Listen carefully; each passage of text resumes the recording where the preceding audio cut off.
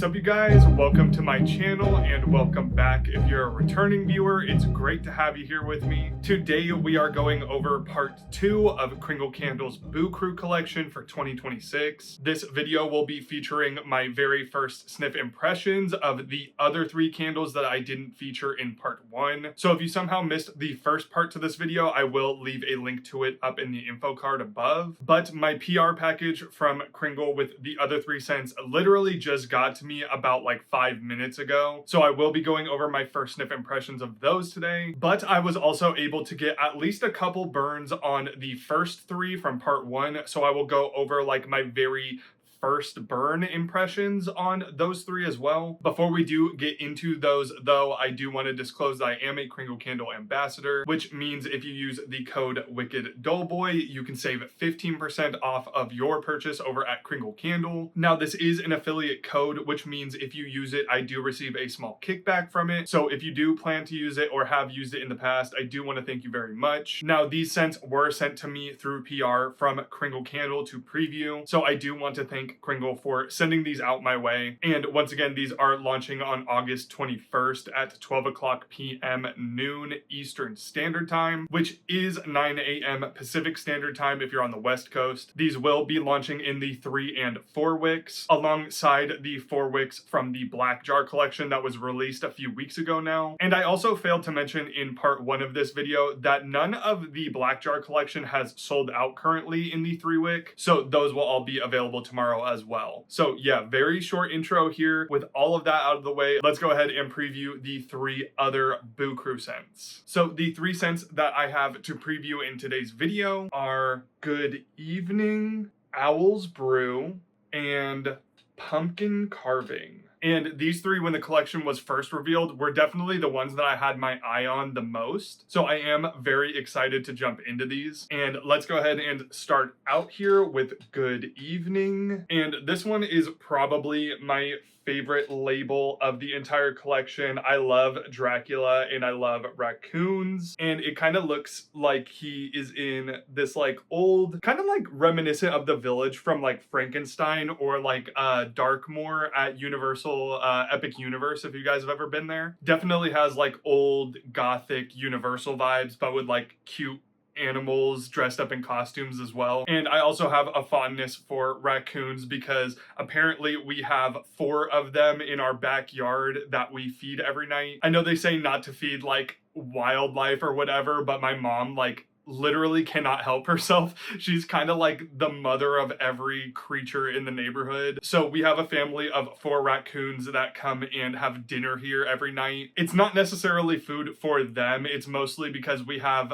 2 stray cats outside that we feed, but the raccoons do come and like clean house. So I guess technically they live here too. But anyways, the scent notes on Good Evening are a top of coffee and spice, a mid of caramel and cardamom, and a base of buttercream and vanilla. So yes, a coffee scent. I can get down with a coffee scent. It's not one of my favorite scents out there, but I do like a coffee scent for fall. I am liking that I'm seeing a little bit of spicy elements from the scent notes with the spice and cardamom, but with the inclusion of the caramel, the buttercream, and the vanilla, I am afraid that this one's gonna go a little bit too sweet for me. So let's get into this one.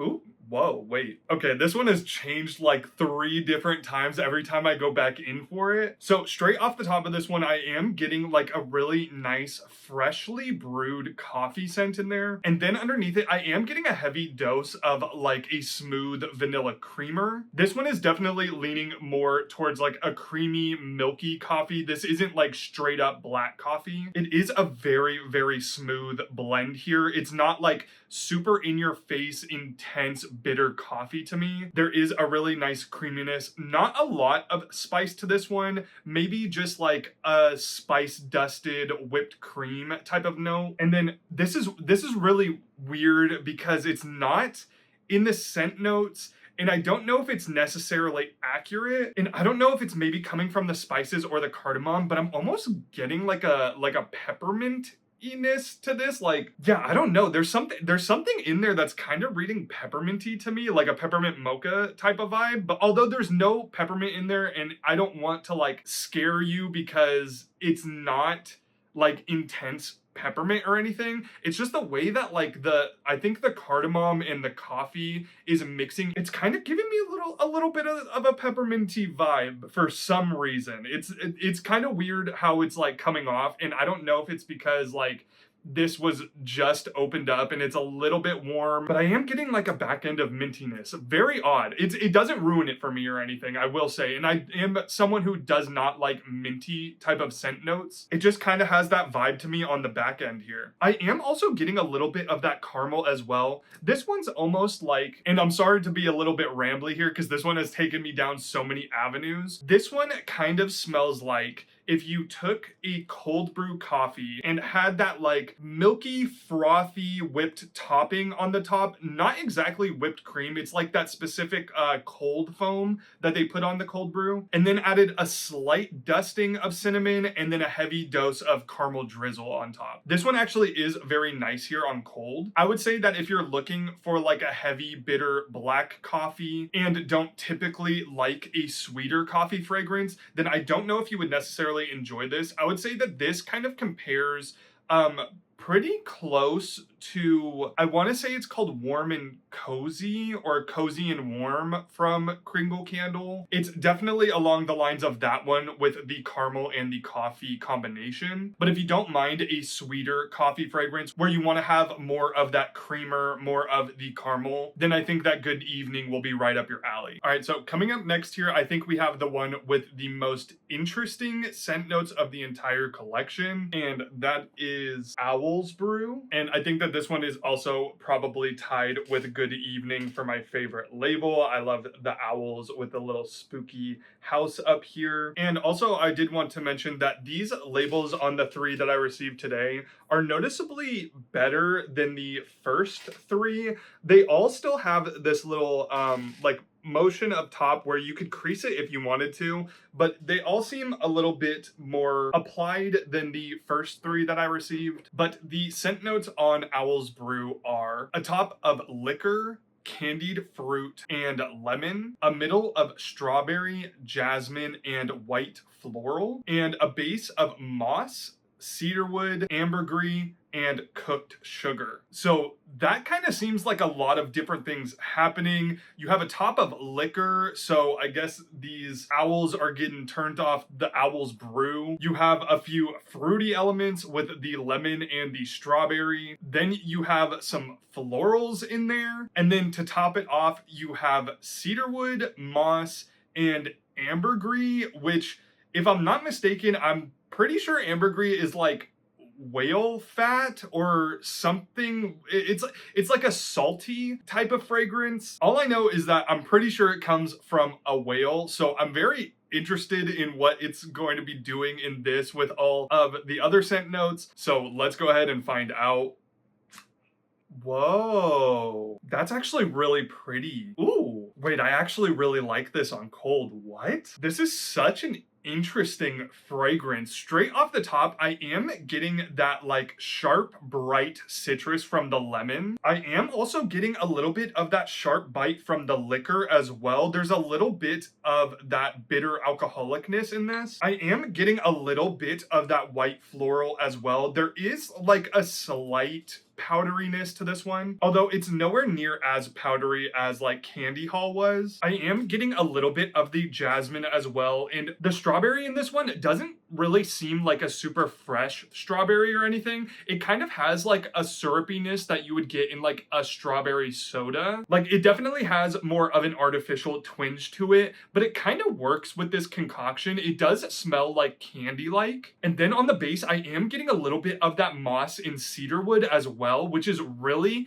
interesting in here. It does give it like a slight spooky kick. This is a very like magical concoction that's happening in here. This one just feels so like fun and whimsical to me. And also this one is very, very oily. I did just unpack this, but I am kind of just getting like scent oils all over my hand right now. There is like a pool of oil on there. I don't even want to tip it over because like I don't want it to get all on my floor. But typically that does go away once this settles a little bit. Usually when this happens for me, I kind of just put this in the fridge for a couple of hours and it figures itself out. But back to the fragrance here. This is actually such a surprise to me. There are so many scent notes that are happening in this. You get a little bit of the liquor, you get the lemon on top for a little citrus kick, you're getting this artificial strawberry like soda type of scent, a few florals from the jasmine and the white floral, and then you're getting a little bit of spookiness from the moss and the cedar wood, and it all really just turns into something that does kind of smell like a magical potion. And I really like that for a fun and whimsical Halloween scent. I've never really smelled something done quite like this before,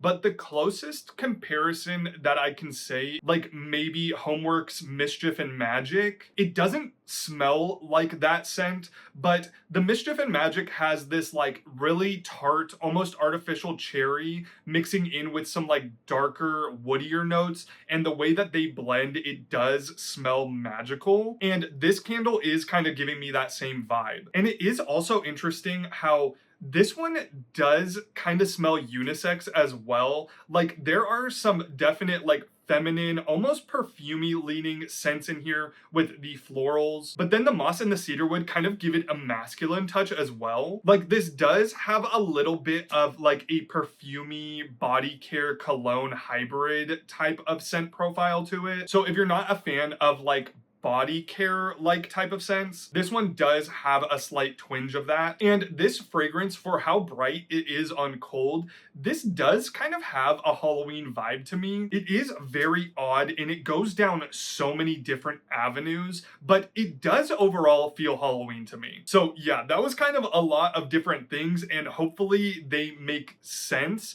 But bottom line, if you want to try like a really unique, whimsical, fun Halloween scent this season, then I would say maybe give Owl's Brew a try. This one definitely did not smell like I envisioned, but it did surprise me in how much I am enjoying this one on cold. And I am definitely excited to see how this one's going to transform while burning, considering there are so many things at play here. All right, and coming up last here for the new scents, we have the classic pumpkin scent of the bunch with pumpkin carving. So pumpkin carving has scent notes of a top of nutmeg, honey, and brown butter, a mid of pumpkin puree, candied fruits, and cinnamon, and a base of clove bud, sweet cream, and bourbon vanilla. So I'm always down for a nice pumpkin spice scent, although this one is kind of interesting to me with that candied fruits scent note from the mid notes on this. I'm very interested to see if that's going to be detectable in here because it seems like kind of an odd scent note to throw at a pumpkin spice candle. So let's go ahead and find out what this one smells like.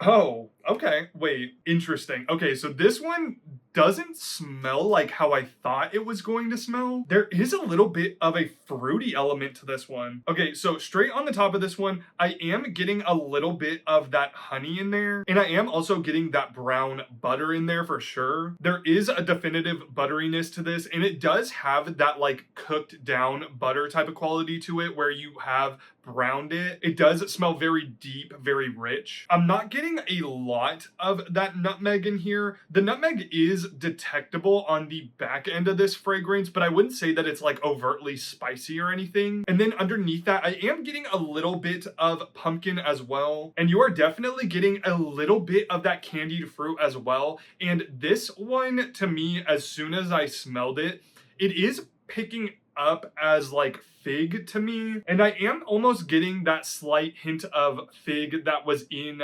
Killer Clown from last year, or like that fig from Crimson and Clove, if you guys ever tried that from the Reserve line. It's not overly strong or anything in this fragrance. It is very much in the background. I can smell it specifically because I do not like fig fragrances very much, and I very much did not like Killer Clown or Crimson and Clover from Kringle Candle. So I am getting a little bit of that in this one, although it does blend in a lot nicer with that buttery pumpkin scent. I'm not getting a ton of clove out of this fragrance, but I am also getting a nice creaminess from the sweet cream at the base. This is a very smooth, creamy pumpkin blend, and I'm not picking up on like tons of the bourbon vanilla either. There is like a slight bourbon feel to this one, although there is no like sharp alcohol note to this scent. So if you're scared of the bourbon in this fragrance, I don't think that you should be. Honestly, the more that I'm smelling this one, the more I'm actually really liking it. This actually is really nice and smooth and cozy and warm. It's a very creamy pumpkin. I think it's settling a little bit more. That first sniff impression, I was really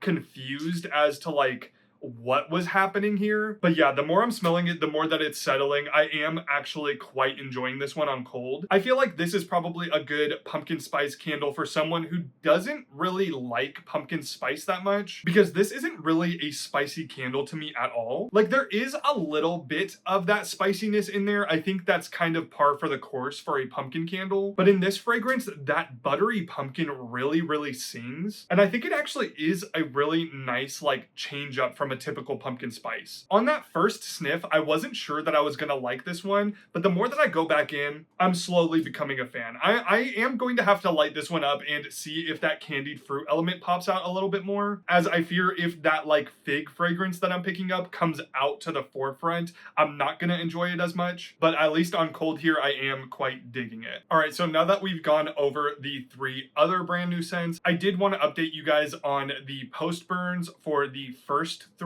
of the collection that I previewed on Wednesday, as I did manage to get at least 2 burns in on Candy Hall, Harvest Moon Cider, and then I burned Roasting Marshmallows 1 time. So let's go ahead and go over Candy Hall once again. So this is one that I definitely wanted to give multiple burns to, because on cold, I did kind of like what it was doing, but I wasn't necessarily sold on like if it was candy-like, if it was Halloween leaning, or if it was more spring clean floral. And after burning this one, I do kind of get a little bit more of what they were trying to go for here, because on a burn, that fizzy lemon on the top really blooms and kind of overtakes this fragrance and really makes it lean towards like a fizzy sour lemon candy. Like, think of like a sour lemon Skittle or like a lemon Starburst type of vibe. Or if you want a real deep cut, kind of like a lemon Zotz, if you guys have ever tried that. It's like this hard candy that has like a fizzy sour middle to it, and those I really love, but I don't think they're really available anywhere. I never see them in stores or anything. That was like one of those candies on Halloween that you would randomly get in your bag and be like, where the hell did this come from? But it did always hit. They should make more Zots. But anyways, so the powdery in this that I detected on cold is definitely still present. There is a powdery floral in the burn as well, although it does fall into the background quite a bit. So if you don't typically like powdery scents, I don't think that this is the one for you. And another thing that I was searching for on burn was if those middle notes of the mixed berries, the grape, and the cherry would show themselves. As on cold, they are a little bit detectable. It's mainly that like artificial cherry scent, but they weren't super prominent. And on burn, that is also the case. Although I do detect that artificial cherry when it's burning. It is that specific artificial cherry. Think more like a cherry soda, or like the cherry scent note that is in Jelly Bean Jubilee from their Easter line. It's way less intense than Jelly Bean Jubilee, but it is there. So if you don't like that cherry fragrance, you probably won't like this one either. The berries and the grape are kind of there as well, although they do kind of just blend into the vague fruitiness of it all. There is a little bit of the grape that shows itself, but it's not like super medicinal grape to my nose. It more so smells like a white grape, or like white grape juice. But all of those mid notes kind of pale in comparison to the sharp citrus on the top of this one, especially on the burn. And I definitely can see this one kind of like leaning into like lemon cleaner territory. For me personally, I didn't think it was like as sharp as a lemon cleaner usually is, but the lemon note is very present, and when it mixes into that powdery floralness, it definitely dips its toe into that type of territory. So definitely steer clear of this one if you do not like lemon. And so with the revelation of this one kind of leaning more towards into like sour lemon candy, I can kind of like convince myself that this is for Halloween, since candy and Halloween are so synonymous. But while it was burning with that powdery floral, it wasn't really escaping like spring-like territory for me, which honestly I don't mind. I do love a powdery floral, and honestly after burning this one for a couple of days,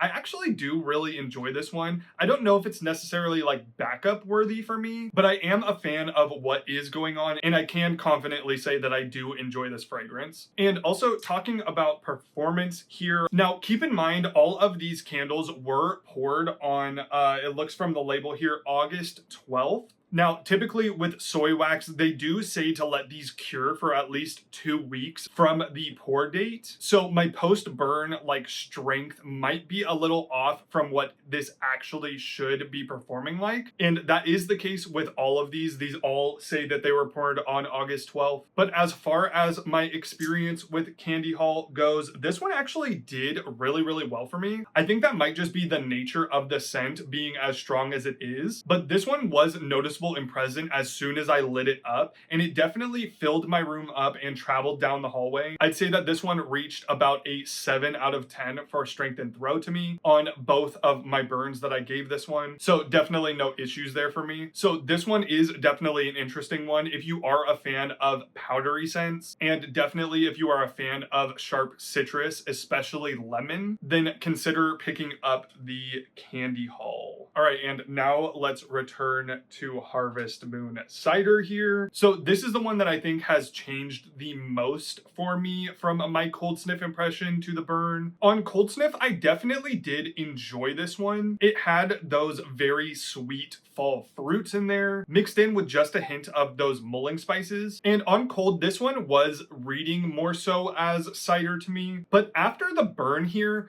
not a lot of that spice was detected for me. And this one really kind of just turned into more of a syrupy, sweet, like berry drink. On burn, I was getting a lot of that cranberry up at the front, a slight hint of that plum. I wouldn't say this is like a plum forward fragrance. And the scent note that really made its way to the top for me post burn was that cassis in the middle and the berry note from the base. This is a very berry forward scent. It's not super fresh berries to me. It definitely has more of a syrupy sweetness to it, almost like a cooked down berry with a heavy dose of sugar. And then the spice kind of faded into the background to give this one kind of just like an average cinnamon spiced berry type of scent. This one on burn was kind of reminding me of like Sweet Cinnamon Plum by Bath and Body Works, although it's not as bright and juicy as Sweet Cinnamon Plum was, and definitely not as cinnamon spiced, but it was kind of giving me a similar vibe, and it was enjoyable for creating like a fall berry type of scent. But I'm gonna be honest with you guys, there was a few moments while I was burning this one that the really intense like syrupy sweetness was hitting my nose in a way that almost, and this is gonna sound weird, but this one almost has like a bubble bath type of quality to me. Like it started leaning a little bit soapy to my nose, and I am detecting that now on cold. I don't know if it's the way that like the cassis is in this fragrance mixing in with like the cinnamon. It is kind of creating like a soap vibe to me, and that was pretty evident to me from the moment that I lit this one up. And ever since I detected that one, it did kind of hurt my enjoyment of it just a little bit. It is still a nice like sweet berry forward scent, but post burn, this one isn't really leaning towards like cider to me. And I think with the name of Harvest Moon Cider, I kind of want that. So let's get into the performance of Harvest Moon Cider. This one actually did also perform pretty well for me. It wasn't as strong as Candy Haul was, but it was another one that filled up my room with scent and traveled just a little bit down the hallway. In my room, it was very noticeable, very present. And I'd say that this one definitely landed in that like 6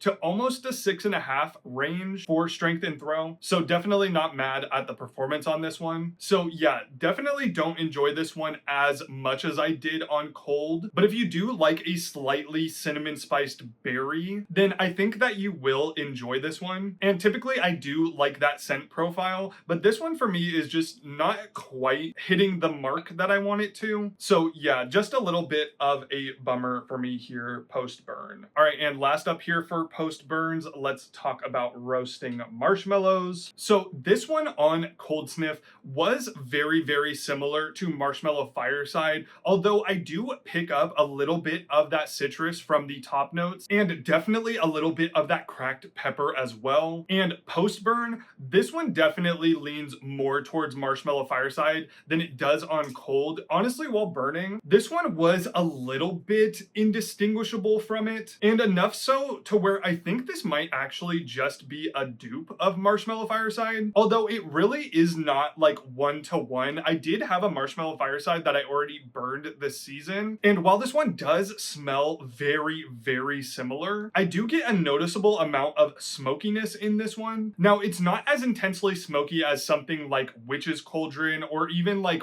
Warm and Toasty from Kringle Candle, but I would say that it is just a little bit smokier than Marshmallow Fireside from Bath & Body Works. That cracked pepper was still a little bit noticeable for me on the burn. You can get a little bit of that spiciness, although it doesn't overtake this fragrance at all. It just kind of adds to the vague smokiness around it. But then on the burn, you do get that nice, warm, gooey, toasted marshmallow scent, followed closely by that amber that is so present in Marshmallow Fireside. It does have a very nice, warm and cozy feel. It's very classic fall. And then on the back end, you are getting a little bit of that smokiness. And let's talk about performance on this one, as this one was definitely the lightest of the three that I've burned. In the room that I was burning it in, I could detect it, although it was fairly light to me. It was one of those candles that like when I wanted to smell it, I could go look for it. But as far as like me just sitting down and like enjoying the ambiance of a candle, it was kind of getting lost within the room. Now, once again, this one hasn't really cured for the 2 weeks that soy wax is supposed to. So I'm not saying that this one can't get stronger over time, but as far as in its current state, this one definitely was a slow starter for me and was kind of hanging around that like 4.5 to a 5 range. Now, this one will also be available in the 4-wick, so I'm wondering if that one will improve the performance just a bit on this one. But with the nature of this scent being so vanilla heavy, it doesn't surprise me that this one isn't like super strong or anything. So this is one that I'm definitely going to let sit for quite a bit before I start burning it again. As I have noticed over time with Kringle candles, ones that start out being a little bit weaker, after letting it sit for some time, they do improve a bit in strength and throw. But as far as the scent itself, I do really enjoy this one. It is very similar to Marshmallow Fireside. So if you do love that fragrance and want an all natural soy wax version of it from Kringle Candle, then roasting marshmallows is definitely the one for you. So that is all I have for you guys today. So overall thoughts, now that I have smelled the entire collection here, I do think that this is actually a very nice, fun collection for Halloween. Now, obviously, I do prefer more spooky scents, but I definitely don't mind gourmands in a Halloween collection if they're at least fall leaning in some nature. And I do think that there are a lot of really nice choices in the Boo Crew this year. There's definitely some clear winners here for me and some that I'm just not super crazy about. I would say overall my top 3 scent-wise is the roasting marshmallows. Surprisingly, the candy haul, I actually do enjoy that one, although it's not like super Halloween to me. And then definitely the Owl's Brew, surprisingly. That one is so odd and weird, but it does kind of have like a fun magical vibe to me that I think is really nice for Halloween. It's definitely not a fragrance I would have expected, but I think it's a side of Halloween that is virtually untapped. So when I smell something that's evocative of like the whimsy that Halloween can have sometimes, I do really like it. So yeah, if you're looking for scents that have a more fun and whimsical vibe for Halloween this year, then I think the Boo Crew is a fun way to explore that this season. As far as post burns are going to go for the 3 that I did first sniff impressions for in this video, please let me know if you guys would like to see a full video of post burns.